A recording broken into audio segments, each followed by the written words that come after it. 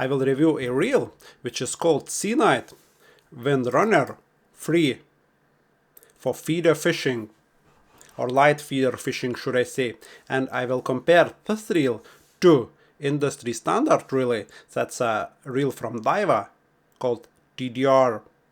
That's top of a range reel for feeder fishing. So can this cheap reel compare to this one?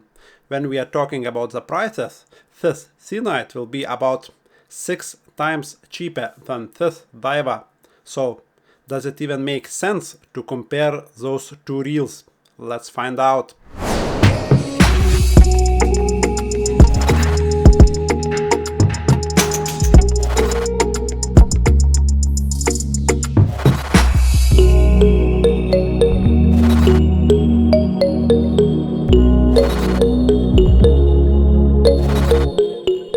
Let's start by looking at the features this reel has.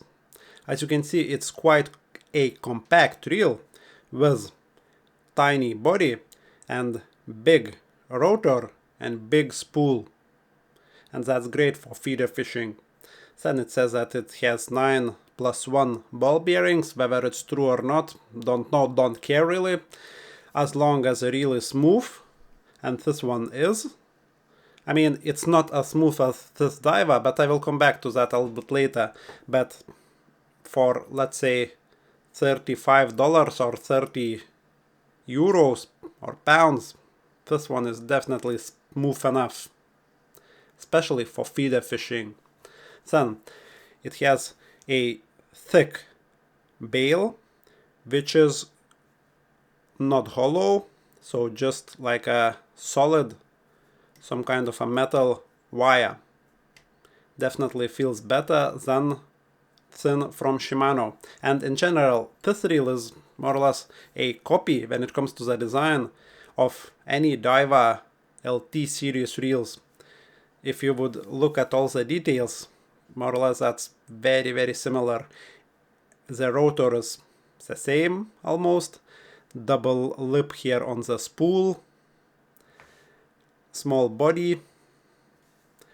And really, if I would hide all the markings, or if I would write Daiwa here, you would not be able to tell the difference that easy, at least from the distance, because it looks very similar like a Daiwa. But again, it has some features which even Daiwas do not have.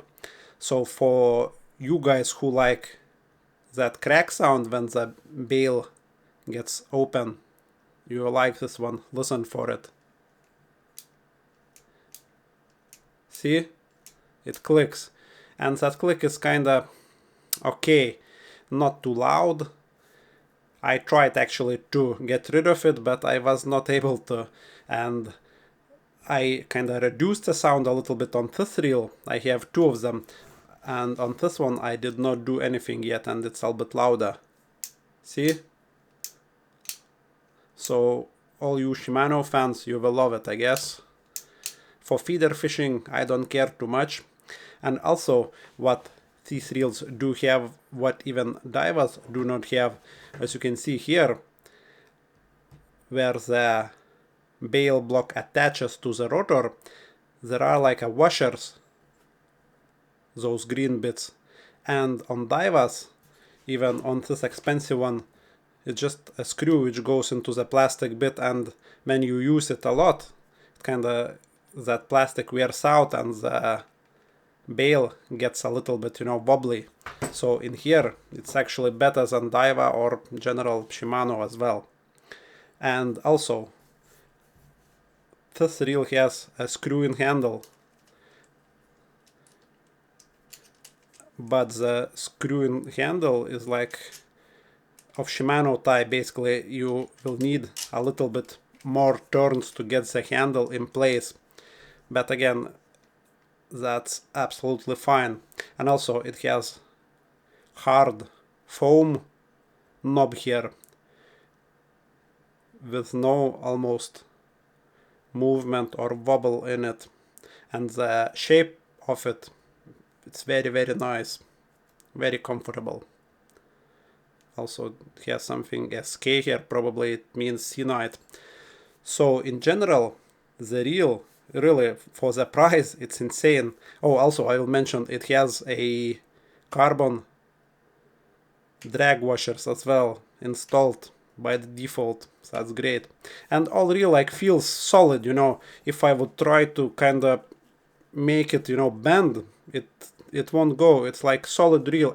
Everything is solid. I have a little bit of movement here, but that's nothing when I will compare to this one in a minute. Also, guys, I have to mention that if you would look at Korum reels, which are called Infernos, and they are selling for about £50 in the UK at least, and it will be over 50 euros in other Europe's countries, you will see that this reel is exactly as that Korum Inferno. They have two models, black and reddish silver red one. So the only difference I was able to tell looking at the pictures was those little cuts in here on the spool, but other than that, and the specifications are more or less one-to-one. So what happened there, I guess Korum ordered or asked SeaKnight to produce some of the reels with like different paint job, and it's a good thing. It means that, you know, that the reel is good. I hope that Korum guys kind of tested it before placing the order for selling them for more than you can get from the original producer. So, but when it comes to the feeder fishing, in any case, the most important thing is line clip. So I actually purchased those reels to replace my Daivas for a couple really reasons. I will come to that a little bit later, but basically line clip must be of a good quality on a reel if you will be looking to use it for a feeder work. And when I saw, you know, that these reels are selling like, I don't know, like presents on Christmas Day, basically like thousands of those reels are getting sold on AliExpress, I ordered a couple as well just to see, you know, if they are really that good. When I saw, you know, that they are light reels as well, for example, 4000 reel weighs about 260 or and 5000 size weighs like 265, so they are very, very light reels, much lighter than Daivas, or at least those Daivas which has a metal body. So for light feeder work, I was thinking, okay, the gear ratio is not ideal. Those are 5.2 to 1. They are definitely not suitable for heavy feeder work, but for light feeder work, those SeaKnight reels should be good. So now let's come back a little bit to the Daiwa, as we talked about the Korum already. So those Daivas are very, very like smooth reels, and you just can tell, you know, that those metal components like body and those gearings are just a little bit better quality, but that's expected. I mean, when you are comparing like six times cheaper reel, you know, it should be better. But again, those Daivas are not ideal. First of all, they are quite heavy, but then they should last. But what I don't like, I mean, yes, that's great. This design is kind of okay for transportation, but when you're actually fishing with a reel, feeder fishing for example, whilst you use this reel, you kind of thinking, okay, the reel is working, there is no problems with it, or there are no problems with it. But then if on the same session you grab a reel which has a screw-in type handle, any really reel, you will kind of feel that this Daiwa is piece of garbage, because just see, that's just not acceptable for a reel which costs like over 200 pounds or euros or whatever. I mean, that's not fair, guys. We should not be paying that money for, that's just bad engineering and bad implementation. But one thing, well, many things, but one of those things what Daiwa really has right on their most of their reels, but actually they are phasing it out. But that's I think they are called high impact clips, or HICs, And that's an industry standard in my opinion when it comes to distance management or clipping up when you feeder fishing. So those clips are reliable. I never ever had a problem with that, and they just work. They do not damage the line, and if you would look inside of the spool, they are spring loaded. They have a spring here, and that's very, very important, guys. But on the other hand, if I will grab now one of them SeaKnight spools, you will see that they are spring loaded as well, just the design is different. See? I hope you can see that. I am able to kind of put my nail in between the spool and the clip. But the design is different. I actually like this design better because it's only a little like a wire which supports the clip itself, and in my opinion that's more reliable design than on Daiwas. But again, it's not all rosy here. I was actually a little bit disappointed. See, I will show you what I mean. So let's grab a little bit of line, and this clip actually has a problem, so I will try to clip up like on a fresh place of the line, and you will see I am able to break the line on the clip very easy. This should not be happening. And when I looked at the spool, this happens because there is a sharp edge on the spool. So to fix this problem, it only takes like, I don't know, a minute. Let's quickly fix it. I will remove the clip. I will grab a pair of pliers. We'll pull out that wire which supports the clip. Here it is. And then the clip will just fall out. As you can see, very, very basic design. Just two elements are used for the line clip, and that's great. Basically, that wire is holding that clip, and it has a little bit of a spring in it. And this clip is kind of spring loaded as well, which is great. So this little bit here is a problem. So all I will do now, I will grab a little file and just take it off.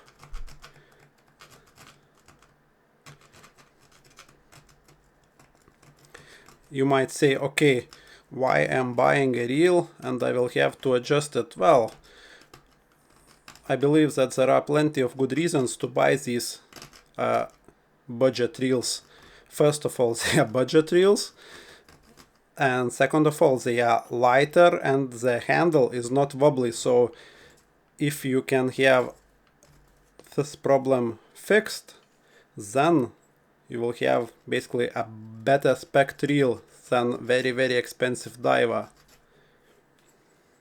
Again, you don't need to take a lot here, just a little bit.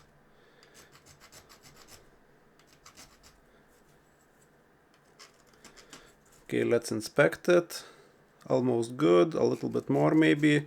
And then I will grab a piece of sanding paper and will smoothen it out. If you look at the Daiwa spool, they obviously tested it well because they made sure that there are no sharp edges here around the clip whatsoever. Daiwa has it right here. That's definitely, in my opinion, industry standard. Okay, I believe I'm almost happy. Obviously, if after testing, if I will see, you know, that it's still cutting it, I will take the clip out and adjust it more, but it should be okay. I took most edges out. It should work, hopefully. Obviously, as it's not very expensive, you know, spool, I am okay to kind of grind it around. I'm not even being very careful, you know. with my abrasive bits, if you like.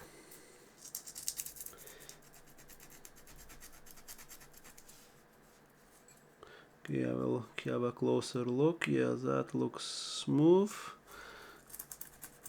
That should work, guys.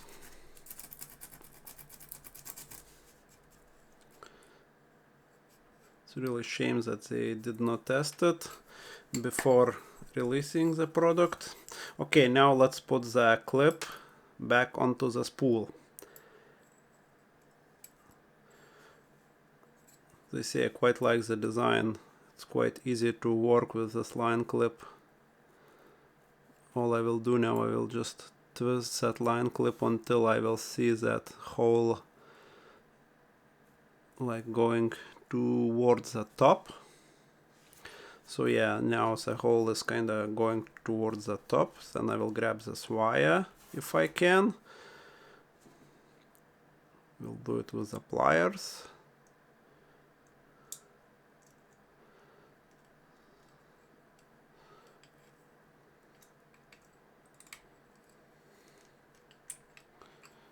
Nope, not yet.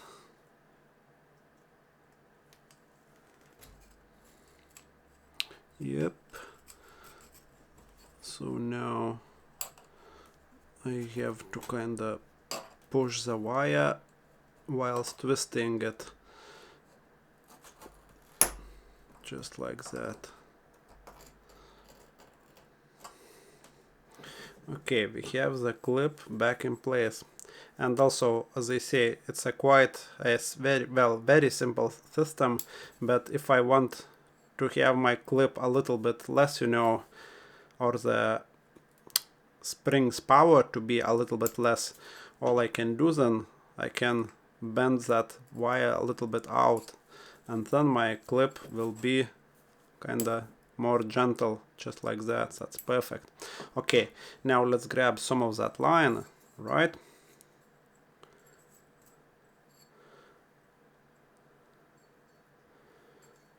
Let's put a little bit of that stuff onto the spool and let's try to clip up. Here it is, and now I will give a couple of pulls just to see. And that's it, guys. It's not breaking the line anymore, so we fixed the main problem. So now I will try to pull even harder.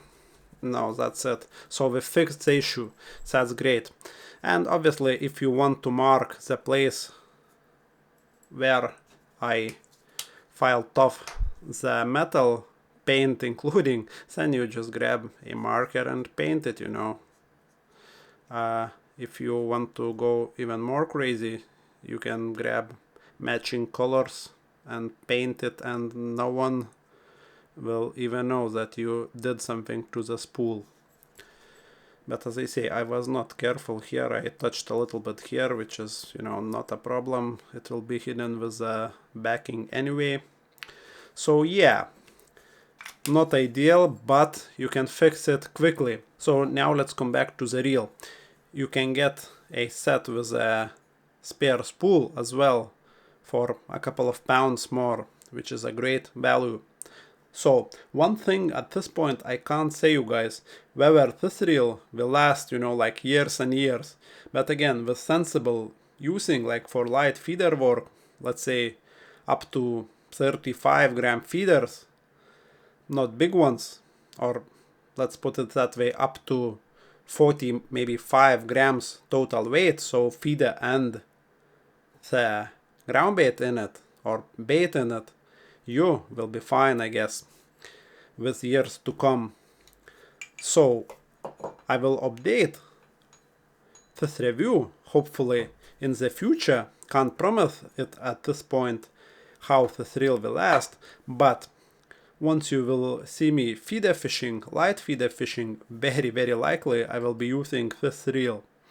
And if I will not do a review, separate review, after, let's say, years of usage, you will see me using it in, let's say, a couple of years, and you will or should know that they are lasting. So I will leave links below for this reel. Check it out. But that's it from me. Thanks for watching and see you in the next one.